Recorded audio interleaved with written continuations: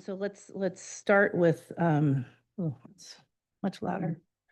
What? That's unusual. Go ahead. Testing. Is that better? Is it still I'm having still hearing feedback? kind of a. I'm off here. Let me turn that one off. Please feel free. Okay, Is that better? Okay. All right. So we'll get started on page Roman numeral I-1. And we'll start with sales tax, which is about halfway down the page. So as you know, the city's largest non-revenue source is sales tax, and it accounted for about 73% of the general fund revenues in FY25. Since adoption of the FY26-27 biennial budget, sales tax revenues from brick and mortar businesses have not increased at the level initially anticipated. Therefore, we've revised the projections in this budget document, and those projections are based on updated FY26 estimates, and they assume growth of 1%. This results in a decrease of $185,000 from the original FY27 budget. As far as remote seller sales tax or online sales tax is concerned, projections for FY27 are based on updated FY26 estimates with assumed growth of 3.5%, which is consistent with the recommendations of the Alaska Remote Seller Sales Tax Commission. When we looked at updated numbers, the budget aligns with the original budget for FY27, and so therefore there's no change to remote seller sales tax revenues. Overall, the updated sales tax projections are intended to provide a realistic, yet conservative outlook for fiscal year 2027. We did increase the budget document for the recently passed increase in the sales tax rate from 3% to 3.5%. That was approved by Ordinance 2026-012 and becomes effective January 1st, 2027. That additional 5.5% will be placed in a separate fund, which we'll discuss a little bit later in the transmittal letter. Can I ask a quick question about that? Sure. go ahead. So when you're adjusting the forecasted revenue, factoring in the 0.5% sales tax increase, was there any consideration of potential loss of business in Soldotna of people shopping elsewhere because of that? Which I suspect we might have a small amount, but I'm guessing that as we move forward, the revenue generated from that 0.5 will exceed that loss. But I don't know if that 0.5 is just literally just an increase over the projected amount. Yeah, we literally just increased it Okay. 0.5%. Yeah. Okay. And when we talk about the sales tax, dedicated sales tax fund later, we'll talk about the fact that we increased that by half a year since it goes into effect January 1st. But we did not account for any decrease in revenue because, as I would suspect, people might initially shop elsewhere, but probably won't can't last imagine it's a long. large amount, but I suspect there Yeah, probably is some yeah. amount there. Then I just wasn't sure if that was accounted Especially with the for. cost of fuel now. Exactly. So, no, we didn't account for that, though. Thanks. Okay. If you want to flip the page. Property tax. Property tax revenues have been increased based on taxable assessed values that were received by the Kenai Peninsula Borough in the amount of 2.96%. And this results in an increase to the property tax budget of $13,500 over the original FY27 budget. Question on that? Sure. Locally speaking, is that consistent with previous years? Yeah, Is that what it's normally about? Fairly, yeah. Thank you. Doesn't seem out of the ordinary at all. Yep. This budget also includes no changes to the property tax mill levy of 0.5 mils. Interest revenues from earnings on the city's investments are an increase of about $150,000. This is based on projections and anticipated rate of returns provided by Alaska Permanent Capital Management, the firm that's responsible for managing the city's investments. And I think that's really all of the changes to revenues that we had. Like I said, later on, we'll talk about the dedicated sales tax fund where we did add, a half a year's worth of revenues for the 0.5% increase in sales tax. And then in the tourism enhancement fund, we updated those numbers slightly. But as far as other like general revenues of the city, general fund revenues, the ones that we just discussed are the changes that we made in this budget. Revenues for other funds are discussed inclusive with those funds in later paragraphs. So Yep. there'll be a few other revenues associated with the city, but not for the general fund. Talking about expenditures, the Consumer Price Index Urban or Anchorage, developed by the U.S. Bureau of Labor Statistics, is used in a couple places of our budget. The operating budget includes the salary schedule for staff at the city. Typically, the budget utilizes the CPI Urban Anchorage annual index for a cost of living adjustment for employees.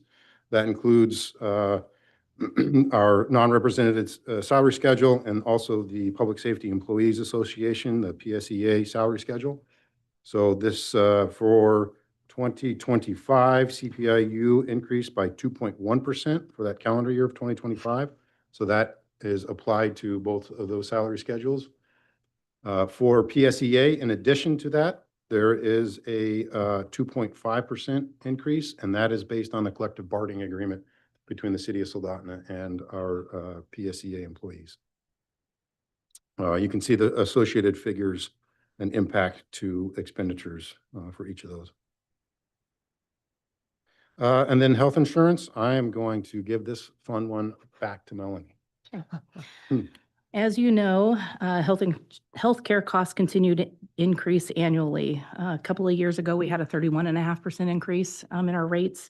Last year was more moderate level at 7.8 to 7.9%, just depending on what the employee's coverage level was.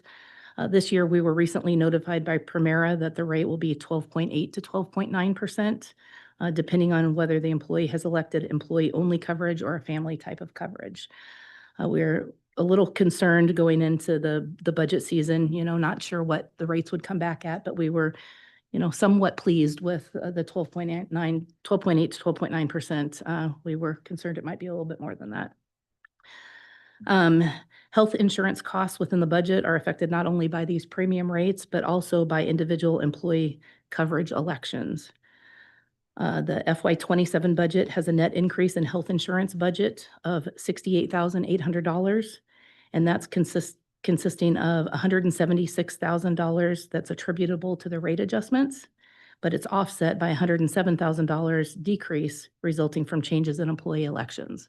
So that might be an example of maybe we had a vacant position and we budgeted it at family coverage, and the person that we hired maybe doesn't need coverage because they're covered under their spouse's coverage. Or maybe at some point during the year, we had somebody that had kids covered under their plan, and maybe the kids have aged out and are no longer covered under their plan. So those changes in insurance, affect the insurance budget just as much as rates do. Go ahead, Vice Mayor. Thank you, Mayor Whitney. So thank you for the document.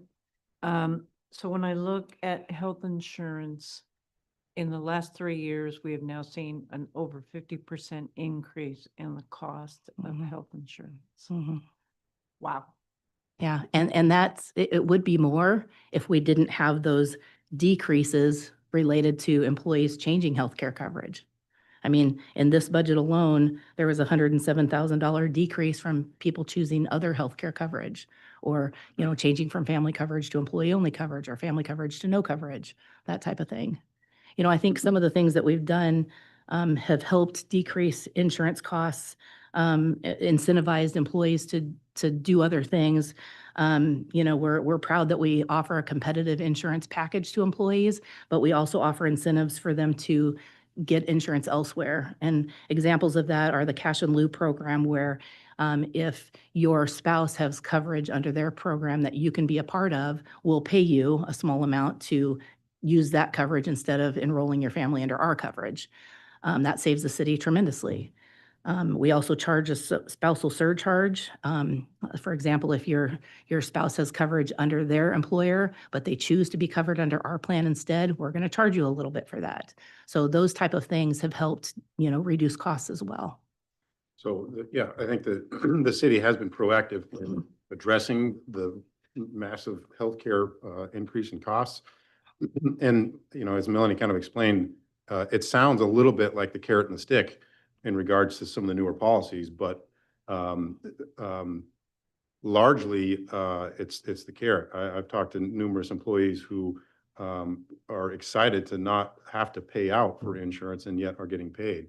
And so it's not just the money they're getting paid, but the delta of what they would be paying actually results in a substantive amount of take home. So affording employees the opportunity to adjust their healthcare coverage as the cost of healthcare changes has been one way the city's kind of mitigated these increases.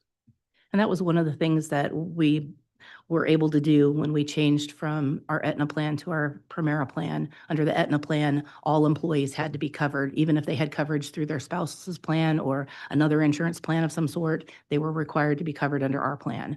So that's not the case anymore.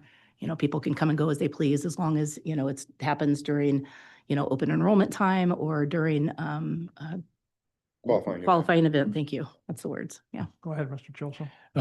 Thank you. You know, it's interesting looking at the budget. We're looking at $1.7 million in healthcare under this updated budget out of like the $21 million or so that we have budget overall for the city. So, I mean, we're quickly approaching 10% of the operating budget just in healthcare costs. It's insane. And this isn't a problem unique to us. I mean, this is a nationwide problem that all large employers are facing. I can speak to this from my own experience working with the school district and doing healthcare policy with them.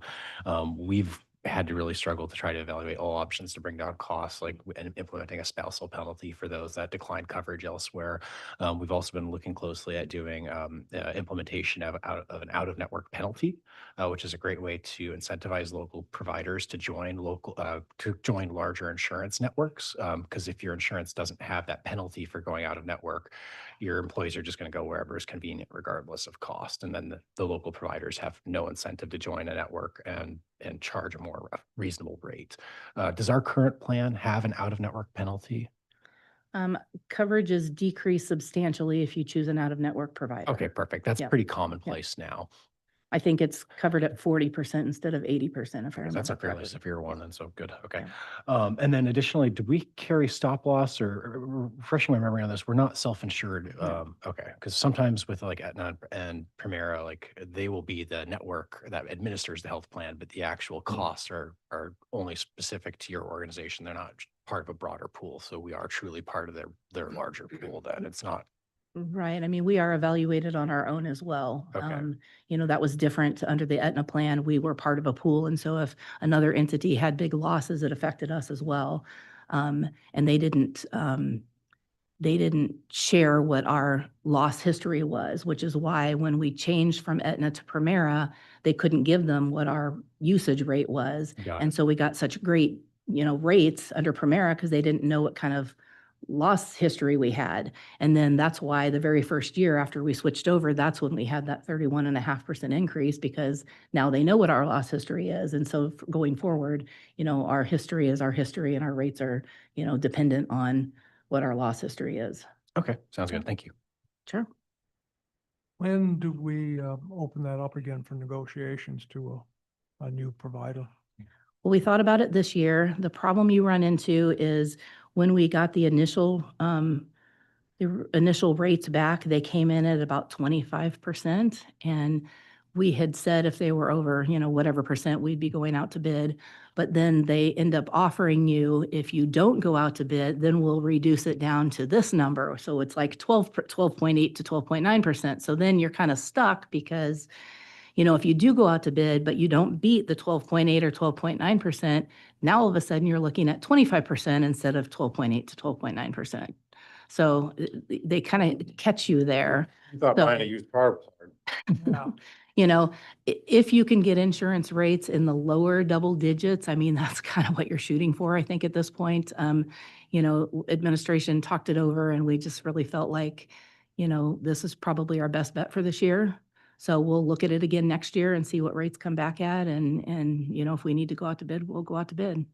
But now that our loss history is available, you know, a couple of big claims can really affect your rates. And so that's information that you have to provide. And so, you know, if the rates are high for this company, they're likely going to be high for other companies as well. That's the problem. Moving on. Moving on. Okay. PERS on behalf. I've talked about this before. So PERS on behalf is where the city, being part of the Public Employees Retirement System, we pay in on all eligible employee wages based on a statutorily capped effective employer rate of 22%. The difference between the ARM board or the Alaska Retirement Management Board Their rate and that statutorily capped rate of 22%, that's known as the on behalf rate. It's money we never receive, but it's money that's paid by the city or by the state on our behalf into the PERS system. It's required by GASB to be recorded as revenues and expenditures. We have no control over what the rate is. Included in the original FY27 budget was last year's rate because that's all that we had available to us at the time, and that was 4.76%. The new updated rate is 7.84%. That increases the budget by $103,957. But again, we have no control over that, and it's revenues and expenditures. So while it looks like the expenditure budget is increasing $104,000 roughly, it's offset by revenues in the same amount. So the net impact to the fund balance is nothing. Okay, administrative service charges. This is something that, that we adopted several years ago, recognizing that non-general fund funds, such as the airport fund and utility fund, utilize departments and services paid for expenditures through the general fund. For example, attorney fees. If the utility department utilizes the attorney, the charges from the attorney are paid through the general fund. Finance does a lot of work with invoicing and utility billing. The IT department, on the agenda tonight, you'll see an ordinance appropriating funds for our SCADA electronic monitoring system. The IT department assists a lot with the technology in the utility department, but IT is under the general fund. So administrative service charges, an allocation methodology was adopted based on the full-time equivalent employees in that non-general fund as it relates as a percentage to the total citywide full-time equivalents. And so the recalculation for this mid-biennium update includes a $239,337,000 contribution from the utility fund and a $41,756 expenditure from the airport fund to the general fund. And you can see that it's recorded as revenue in the general fund. And that's a modest increase over what was proposed, last July under the FY27 budget, FY27 budget of $6,944. So again, just kind of rehashing the numbers and recalculating what we had anticipated a year ago to what numbers we see today. Personnel, very little changes in personnel. One change we did make last year was a lieutenant position. The existing lieutenant position was changed to a sergeant position, and we have been operating under that for the last year. Chief has proposed putting that sergeant position back to being a lieutenant position, and he's here today to maybe talk a little bit about why that's going to be effective for his department moving forward.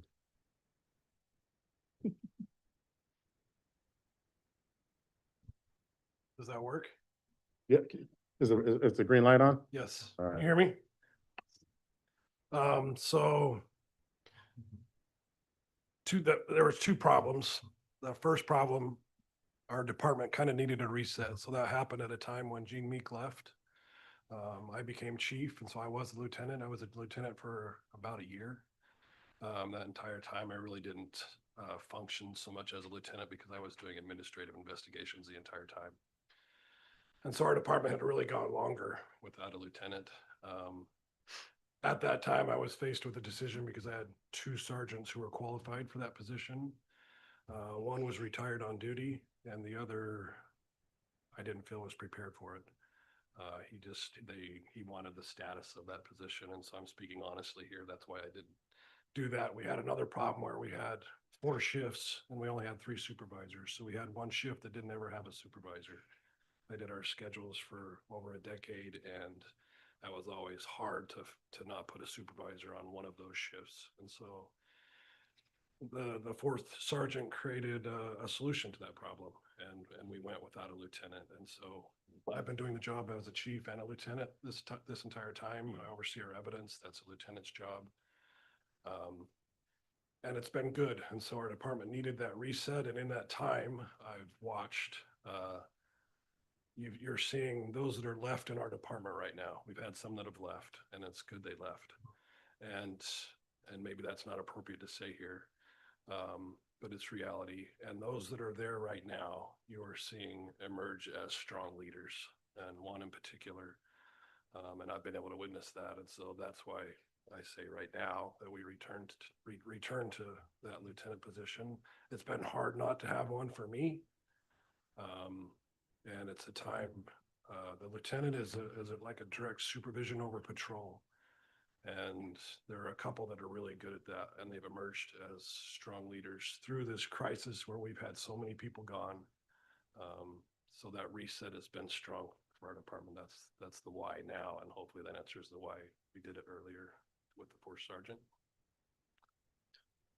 Thanks, Chief. And as noted in the transmittal letter, it's a budgetary impact of a little bit less than $6,000 making that personnel change. So Vice Mayor Parker? And Mr. Chilson also. So thank you, Chief, for that. Is the department now at full strength? Negative. Where from?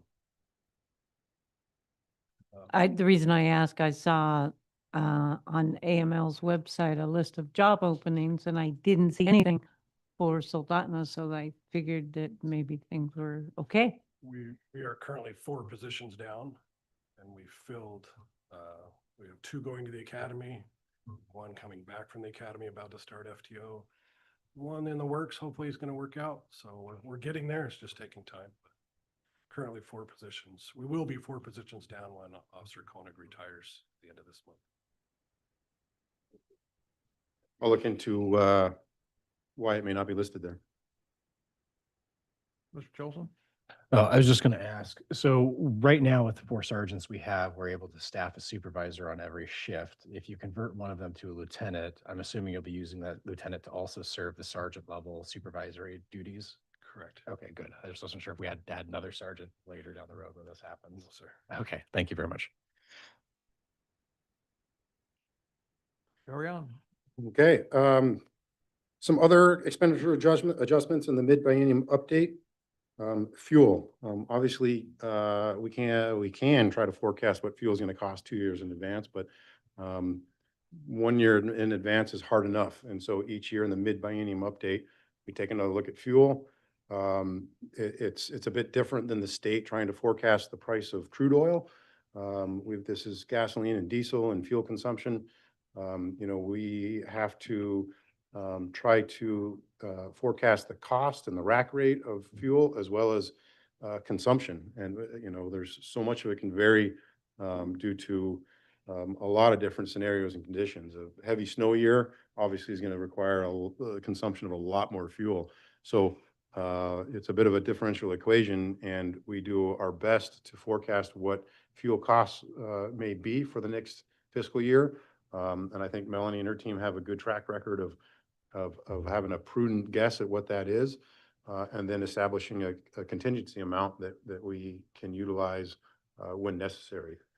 We don't want to overestimate and sock away funds that we don't use and could be used elsewhere. And likewise, we don't want to grossly underestimate and have to continually come back and ask for more money. So the fuel adjustment for FY27 is a modest bump of about 24,100. Do we have a long-term contract with anyone for fuel? We utilize a cooperative purchasing through Sourcewell, I believe, that allows us is it 3%? We do get a minor discount using our cards at specific stations. Yes.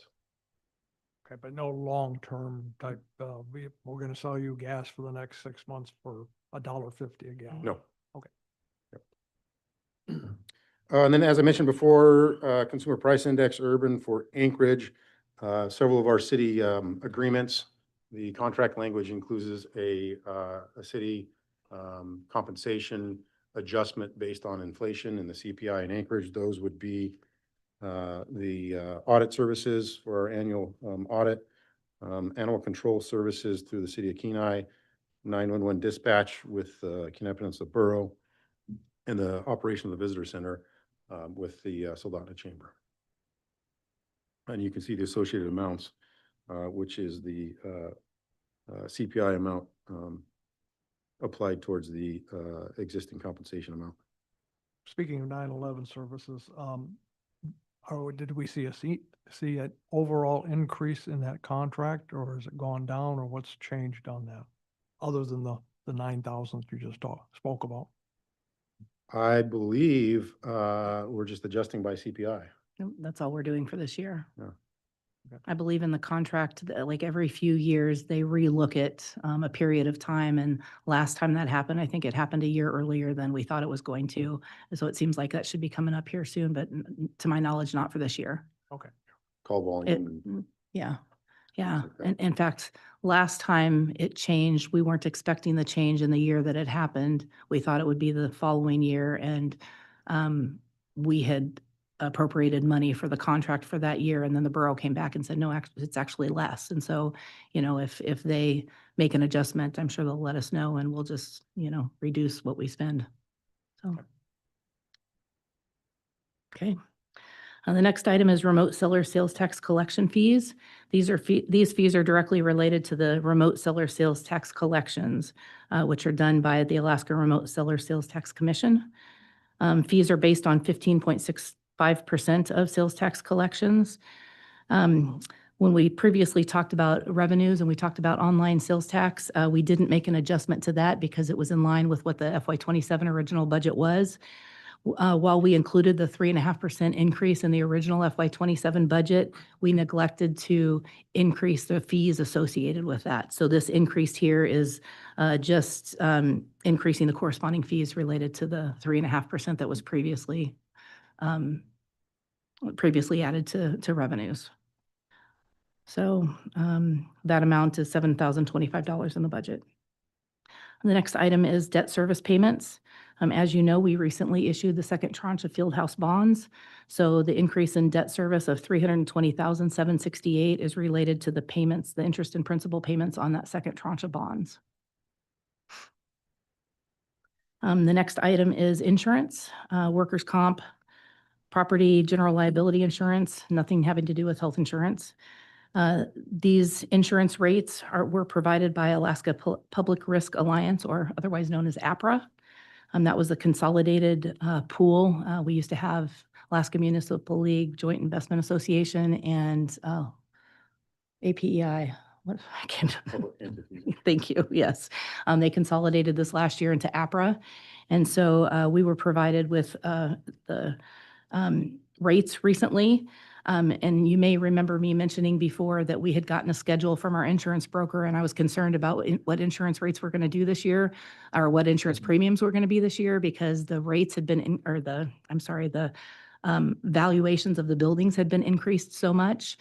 APRA over this past year, they contracted with a third-party entity to go around and evaluate municipalities' buildings over a certain dollar amount. They wanted to make sure that what was reflected on the schedules and what we're paying rates on accurately reflected what replacement costs would be.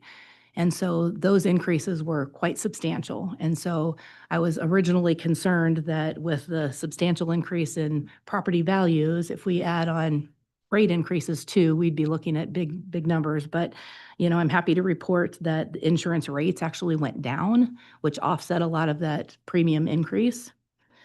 So while property values increased by 33%, there is actually a decrease in insurance rates. So there is only a modest increase in the insurance premiums. Additionally, the city participates in risk management and loss control efforts, and we receive credits that offset our insurance premiums. And when we apply those credits, we actually saw a decrease in the insurance budget of about $12,000. Any questions on that? Next, this just talks about the overview of all funds. So this is going to be all operating funds of the budget or of the city, which are covered in this document. Total operating, and I'm probably just going to read a lot of this. Total operating revenues for the city of Soldotna are projected at about $20.1 million. Represents about a 1.3% or $1.3 million increase, or 7.17% over the original FY27 budget. Total expenditures are estimated at about $21.1 million, which is an increase of approximately $942,000, or 4.67% compared to the original FY27 budget. This estimates, the city estimates a net increase in overall fund balance of about $12,033, which is an increase of about $436,485 more than originally projected. This information can also be found a couple of pages later in table form, right following the transmittal letter. Moving on to the general fund. General fund revenues for FY27 are projected at just over $14 million, which is an increase of about $38,000, or 2.72%. General fund expenditures are estimated at about $16.5 million, which is an increase of about $555,000, or 3.47%. The general fund is projected to experience a decrease in fund balance of about $1.7 million. This represents a $489,000 greater reduction than anticipated in the original FY27 budget. And more information on that can be found in the general fund, which starts at page 1 of the actual document. So, Okay. uh, I'm sorry, go ahead, Kyle. I was just going to say, it's a good time to remind folks that, we attempt to be conservative in our estimates in both revenues and expenditure. We typically see more revenues than we are forecasting and less expenditures than we're forecasting. But, it's a conservative approach to use these figures. And so we are showing a deficit here in this budgeting figure. But we hope and expect it not to be $1.68 million. Correct. Yes. For example, the general fund last year experienced a 7% lapse in expenditures, and we budget for a 5% lapse. And then revenues came in for the general fund 9% higher than we actually budgeted for. So at the end of the year, our actual, bottom line increase to fund balance, it's actually an increase instead of a decrease when you don't factor in capital projects. And that's another important fact, is that this is operating funds, not capital transfers out. Mhm. So that obviously will take a bite out of the general fund when we do capital transfers out of the general fund, not accounted for in the operating budget.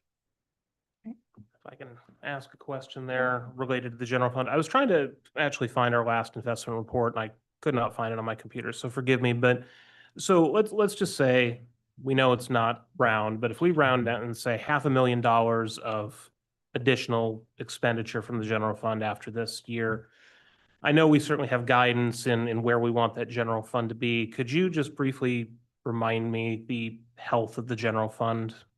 Let's say if this budget is passed as it is today with that $500,000, is that, we've still been in good shape, but is that in any way really a significant concern? Is it, can you don't- talk just a little bit about it? Sure. I don't think it's a significant concern, because I think at the end of the year, we're actually going to be, providing a surplus, not a deficit, like the budget shows.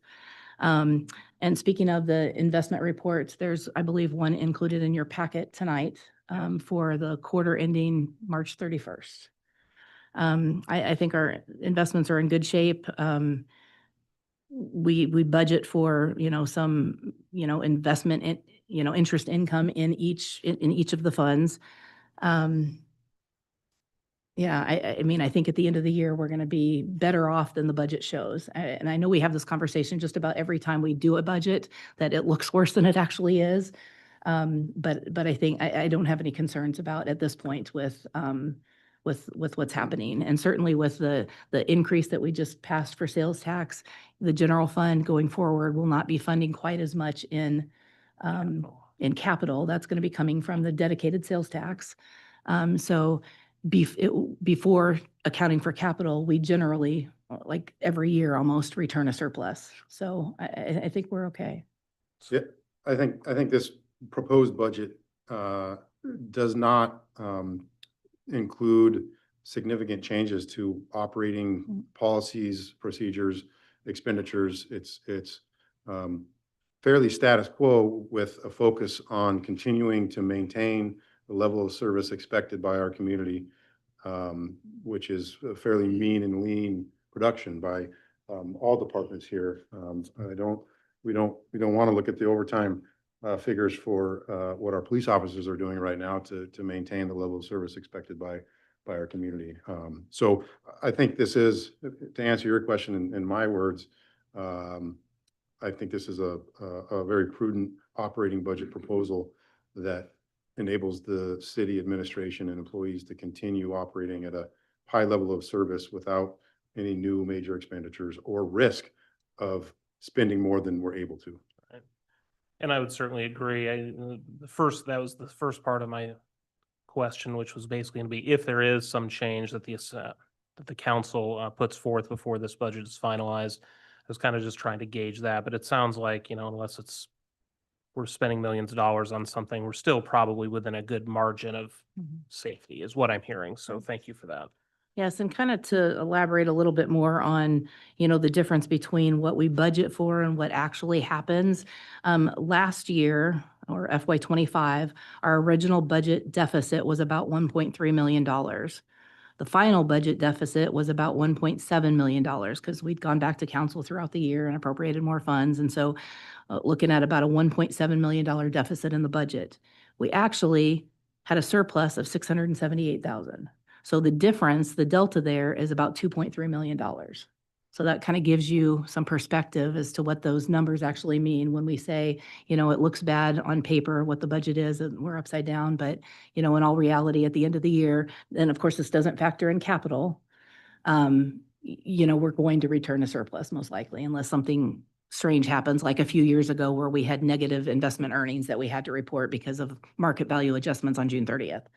Something like that, we're not accounting for that, but under typical circumstances, and that's not real losses, that's just market value adjustments at the end of the year. So, when we're looking at, real monies at the end of the year, likely we'll return a surplus. But this represents a worst case scenario, and it enables us and yourselves to ask ourselves, if we encounter a worst case scenario, are we going to be okay? And what we're presenting to you is we'll be okay. We don't expect it to be that, and we'll have to adjust accordingly, but we fully expect to not realize, be underwater that much. Yeah. Utility fund, as we all know, utility fund, airport fund, some of these other dedicated funds, totally separate from the general fund. Sales tax revenue, no. Property tax revenue, no. Utility fund, users, ratepayers of the system. If you used our water or sewer, then you are paying into this fund. Each year we do a 5-year, not each year, every 5 years, we'll do a 5-year rate study that takes into account operating costs, revenues and expenditures. It takes into account planned and foreseen capital transfers. And it helps us establish rates through a national process that most utilities go through. And so there are very closely calculated formula for us to establish those rates. And you'll see in here that revenues and expenditures are forecasted to change slightly. As far as revenues go, an increase of 25,000 or 0.79% over what we had forecasted this time last year for FY '27, as well as an increase in expenditures of 60,000 or 2.17% compared to our estimate a year ago. But overall, the utility funds estimated to realize an increase in fund balance of about 526,000, which is a little bit less than we had anticipated in our forecast last year. And again, as a reminder, that doesn't account for those capital transfers out. These are the operating funds for the utility fund. In that 5-year rate study, we say, hey, in this year, we may see a fund balance increase of this much, but we're going to need to realize a fund balance increase for X number of years, because in year 3, we expect to spend, 800,000 on new screw pumps or other infrastructure. Mr. Karen? Thank you. I was just wondering, in looking ahead on the utility fund, will the upgrade of Marydale, will that have a high impact on the utility fund? That's a great question. Hopefully not, as we continue to seek grant funding. I think you'll see in the manager's report and perhaps through previous conversation, we're fortunate that our congressional delegation has been able to forward some about $900,000 for Marydale utilities to the a committee. So it's made it into the committee. Whether or not it makes it into the bill, and then whether or not the bill gets signed into law, we'll have to wait and see. But right now, no, we're seeking grant funding to do the bulk of that. But we do have a lift station and some pipes in Marydale that need to be repaired. So we are forecasting potential expenditure in the next X number of years. Can I continue? Go ahead. Once that's done, would it be appropriate for us to consider that there would then be, relatively speaking, some decreases in what we would have otherwise spent if we had not done those? Does upgrading, does that lower the cost going forward? In the case of Marydale, not much. There isn't a, in that case, it's aging infrastructure and a lift station, sewer lift station that needs retrofit and refurbishment. So we won't really realize energy savings to a large degree. We will have some operational efficiencies. So there could be some savings in the amount of time our crew are having to go out there and perform maintenance and address issues. So some of those soft costs. So some savings, but unfortunately, some of the infrastructure, like a pipe in the ground that's made out of asbestos cement, or transite, that is at risk of leaking when we replace the pipe that we had, and then now we have a pipe that is there for another 50 years, and it's just a hard cost that is incurred. So some projects do realize savings, others not as much. Marydale will achieve modest savings. Thank you. Does this utility fund numbers in the budget reflect any new construction, or is it based on what we've got going right now? This is based on the operating costs of the utility fund. So it doesn't really take into account capital transfers and specific construction projects. Okay, so with some of these projects that are going on, we could probably see an increase in the actual, I'll call it income for those. Oh, the new services put on. Yeah, Yep. so there'll be an increase in expenditures as we complete capital projects. There will hopefully be an increase in revenues as new customers come online and begin providing funding to the utility fund. So we did not, as part of this budget, because this is just really focused on big increases. So we looked at like the big revenue sources, like property tax, sales tax, stuff like that, for the general fund and interest across all funds. And then we adjusted for big expenditure type items, but we did not go through and look at every single revenue line item in any of the funds. And so the revenues for the utility fund are not going to account for that. We would have accounted for that in the biennial budget that we passed for the 2-year period. We didn't adjust revenues in this mid-biennium update. The only revenues that were updated in this relate to interest. Okay, the next one's airport fund. Very similar to the utility fund. Revenues for the airport are primarily from land lease revenue. About 69% of the budget comes from leasing of raw land, where tenants construct their buildings and hangars.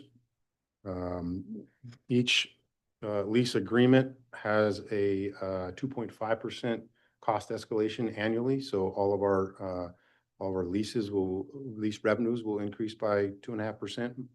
Most of them, some ancient, there might be some really old ones that don't have that provision. And then expenditures are budgeted at $351,000, which is an increase of about $6,000 or 1.75%. Expenditures at the airport include, a part of my time, maintenance, the mechanics, and utilities and things of that nature. Mr. Carey? Do we have a waiting list out at the airport for people wanting to leave? No, sir, we do not. We have available, we have several opportunities for folks. We have a tie down space, which is simply you tie down your airplane in a designated spot. And then we have land leases, and our lease lots vary in size and complexity. And some are more desirable than others, depending on what you want to do. If you want to be on Funny River Road with robust water, sewer, and other utilities and access, versus you want to be, further in the airport in a smaller lot, therefore paying a smaller amount for a smaller hangar or a smaller plane. So we don't have a wait list for either of those opportunities. Is there much of a vacancy then? Over the other side. No, I'd say we're more full than empty. Yeah. So, Excellent. yeah. You came out for office. Thank you. Okay. Chelsea? Vice Mayor was first. I believe I asked you this at a prior meeting sometime back, but I brought forward my concerns about the diminishing availability of federal funding for projects that we've throughout the course of history been sometimes able to access. But my question was about whether or not we're seeing diminishing funding from the FAA for capital maintenance and improvements at the airport, because we've historically really relied on that for the airport operations. And I think at that point in time, you'd relayed that that was one of the areas that the Fed was not really reducing grant funding through. Is that still the case? It is. There's still, there are still opportunities from FAA for capital projects at the airport. Over the last 10 or 15 years, they have really nicked down the eligible projects. So we were, like, our last apron expansion was probably the last one that the airport improvement program would fund apron expansion. So they're starting to focus on runway and safety and things like that. And, no water and sewer, things of that nature. So there are opportunities. We have not been as aggressive in pursuing those grant opportunities for a couple reasons. One, as I noted, the city doesn't own any vertical construction out there. We don't have a terminal. We don't have a fuel farm. We have a gigantic sea of asphalt. It's not all asphalt, but the airport is about 600 acres, I think, or is it, maybe it's 400 and change. It's over 400 acres. So it's a big expanse chunk of land. And we were successful in many, many grants and have systematically replaced most of the asphalt except for the central apron out there. So we're in really good shape. Some of the items that we may pursue is additional snow removal equipment or a broom. There's also a couple of navigational aids that may be eligible for FAA funding, but not FAA owned or operated. So that would come with a annual expenditure. Some runway end identifier lights, for example, we would have to own and maintain those like we do the edge lighting. But then probably, one of the other big reasons is there is a local match required. And our airport fund is not super robust. It's totally adequate to own and maintain the airport. And we are able to have very competitive rates. And a lot of people desire to be at our airport for many reasons. But we don't have a huge airport fund to pursue large grants and fund the local match, but nor do we have the strong need at this point either. So to answer your question, there are grant opportunities. We're aware of them, and we may be strategically targeting some that we can afford that give us the most bang for our buck. Perfect. Thank you. Anybody else? Will the new air service that's going to start up June 1st have much of an impact on the operations at the airport? No, I don't believe so.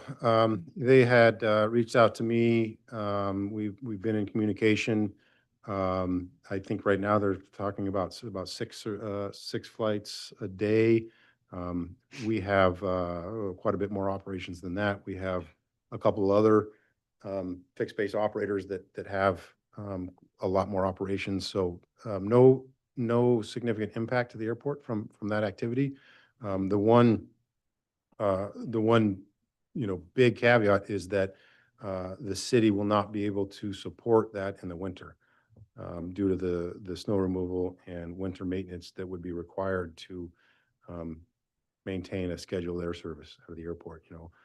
Part of the reason our rates are so competitive and it's a highly desired airport is that there is no full-time dedicated staff to the Soldotna Airport, which is pretty incredible, right? And the same crew that is opening up the mains and clearing snow to the hospitals and to the schools are also doing snow removal at the airport. And we're able to be incredibly efficient at that in the city side and the airport side, but it comes at a cost. And our airport has operated that way for a long time.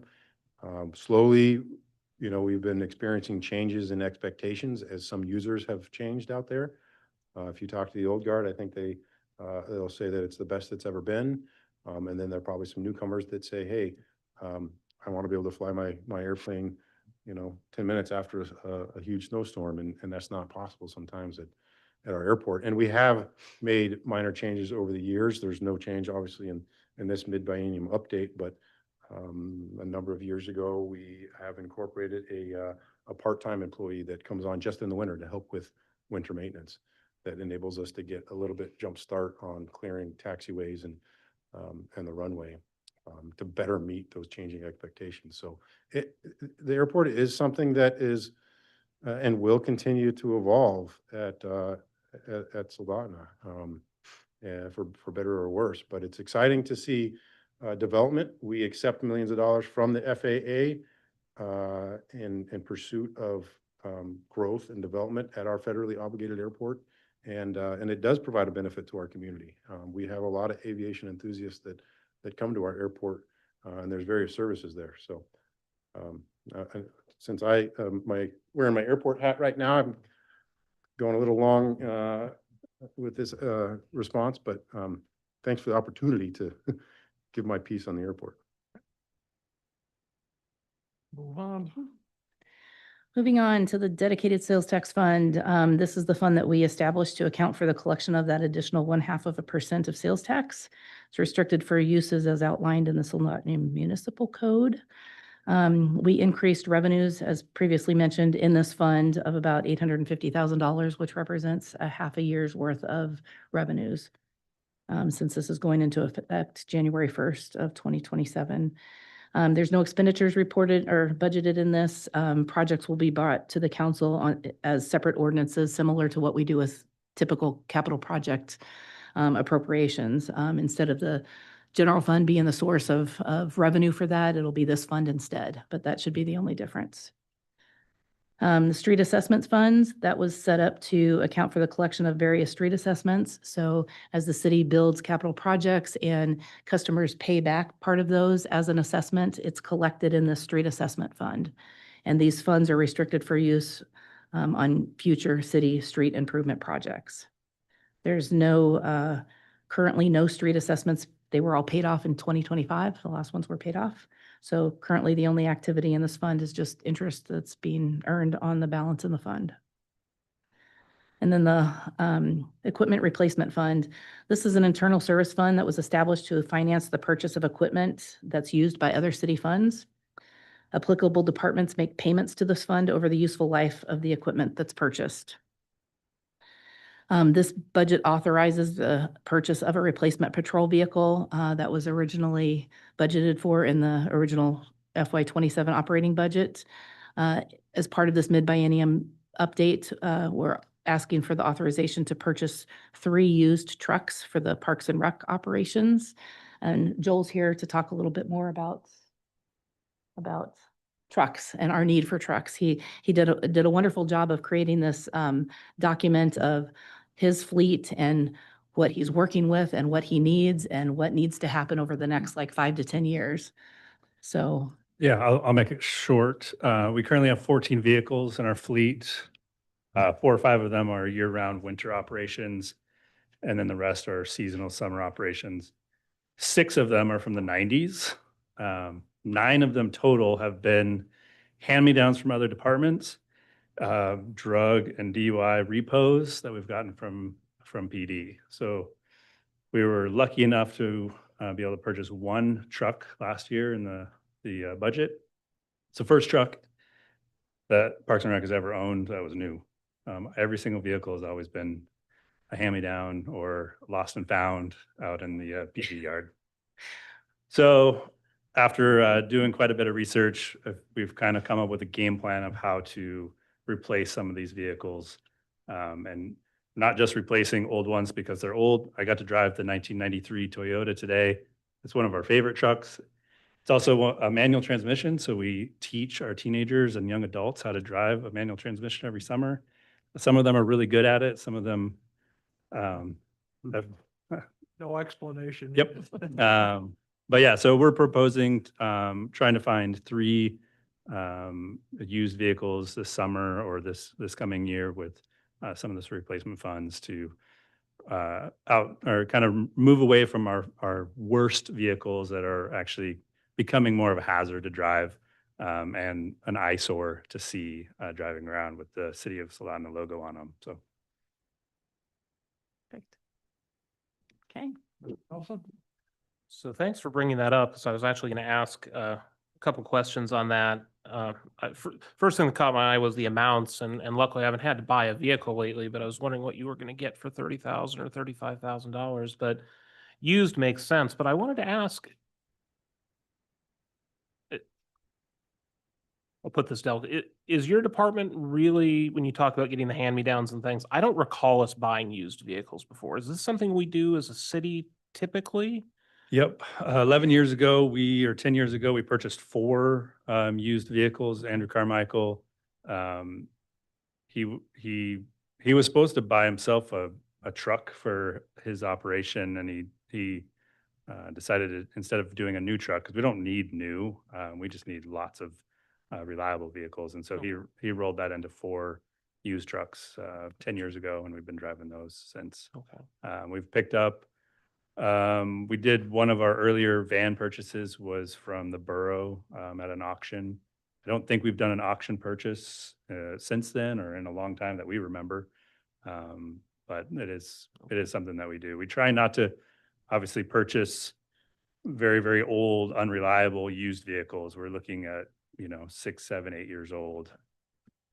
Yeah, I can tell you from a purchasing and contracting perspective, it's uncommon, but we can do it if it's cost effective and we can find the right avenue and procurement methodology to do it. Right. That meets our code and ensures that we're spending the public money in the right way. So there's a sweet spot for it. And not to repeat what Joel said, but his team and the Parks and Rec duties are probably the sweet spot for finding a cost-effective vehicle to do the duties that he's asking them to do.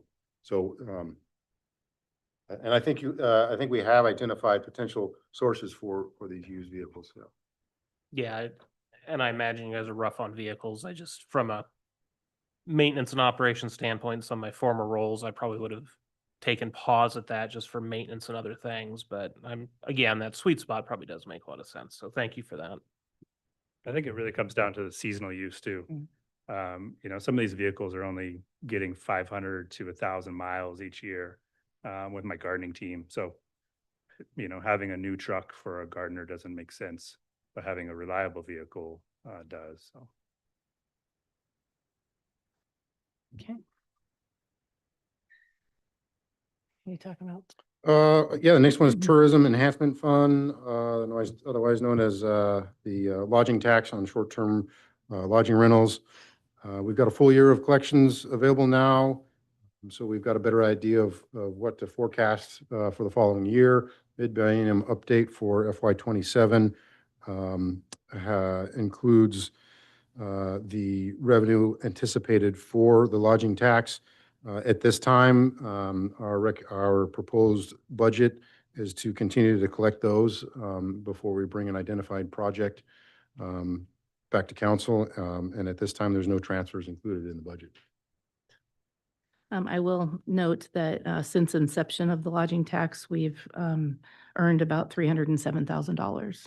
That's our most recent number after the last quarter. And just, yeah, and also a reminder, the funds are restricted for use on tourism enhancement activities, as outlined in the code and adopted by the ordinance. Okay, the next and last fund is the debt service fund.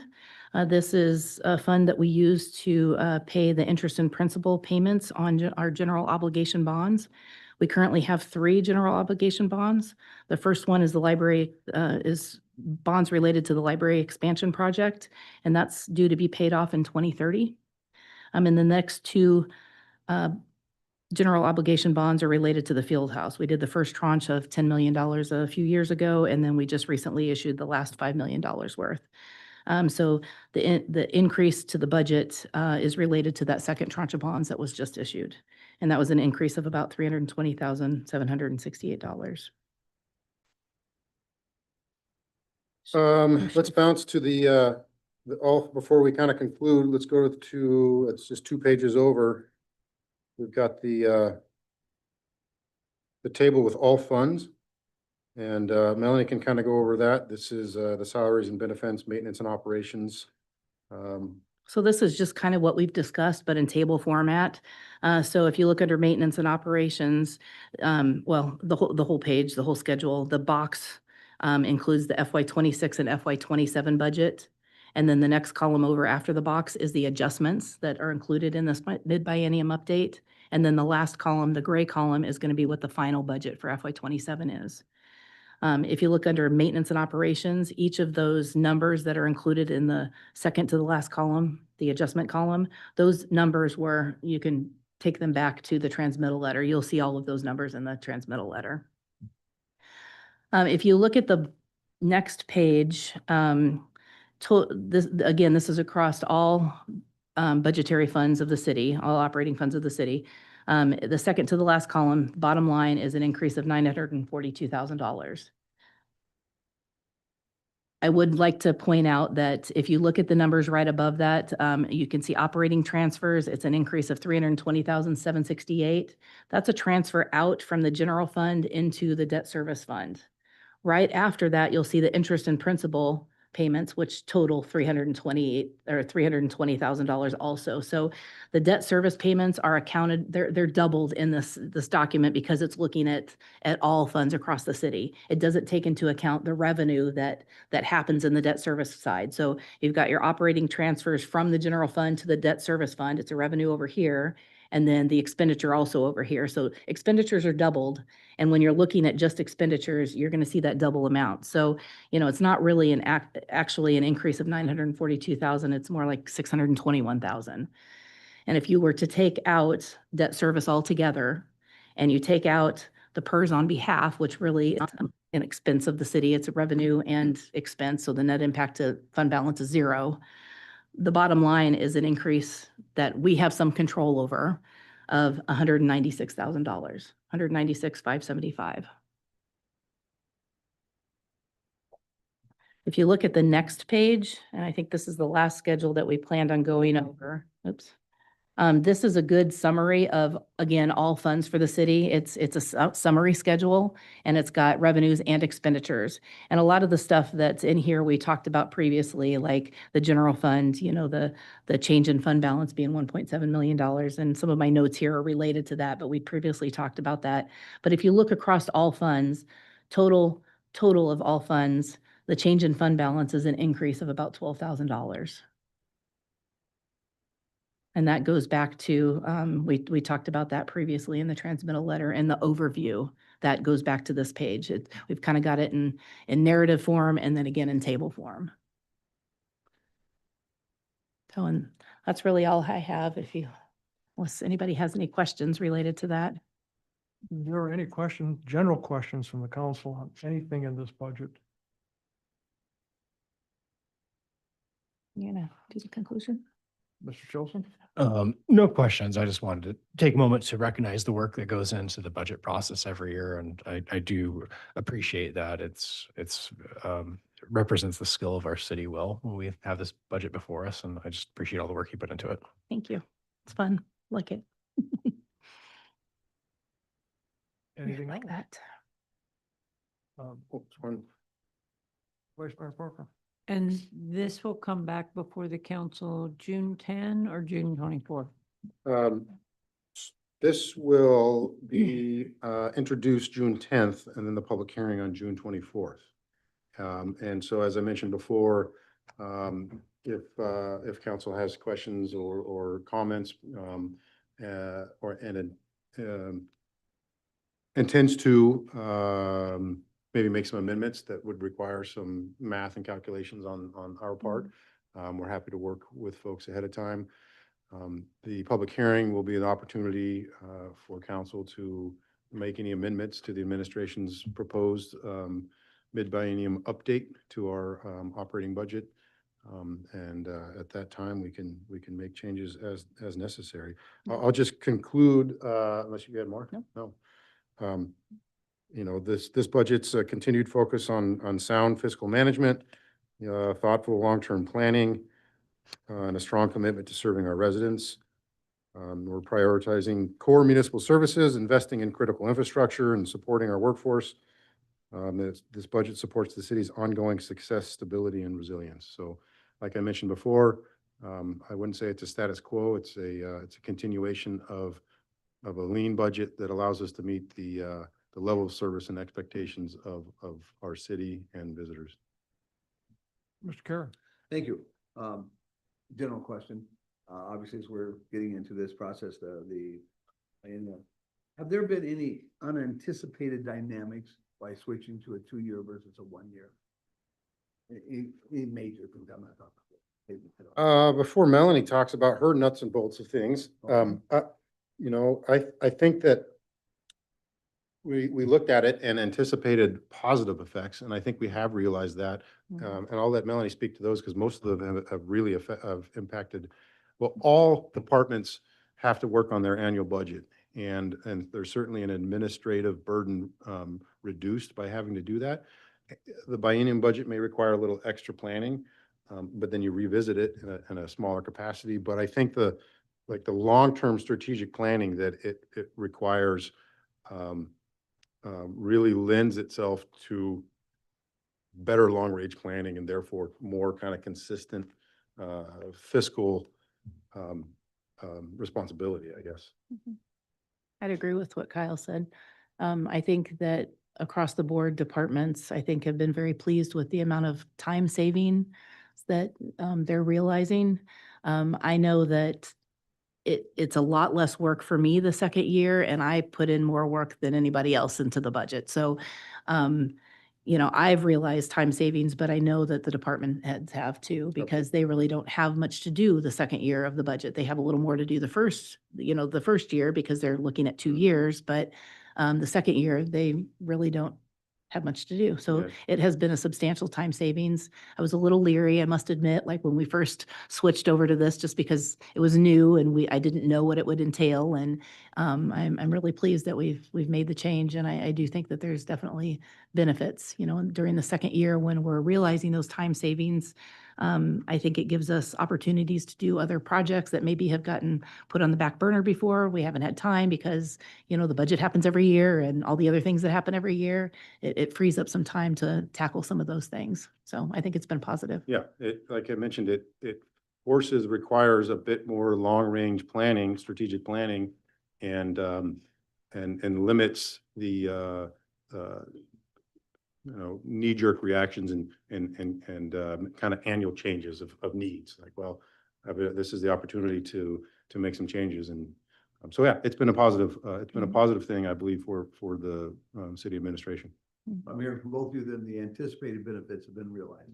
Yes. Thank you. Yes. Anything else from the council? Okay, Okay. just a reminder for everyone, if any ideas and changes you'd like to make, get with the staff prior to our June 10th and June 24th meeting, and we can move forward. That would be much appreciated. And I believe somebody's phone just rang. Yes, I that would be. won't mention any name. That would be very much appreciated if you have amendments that you would like to see happen, just getting with staff ahead of time so that we can have those prepared. It will make the public hearing night much smoother, I think. Right.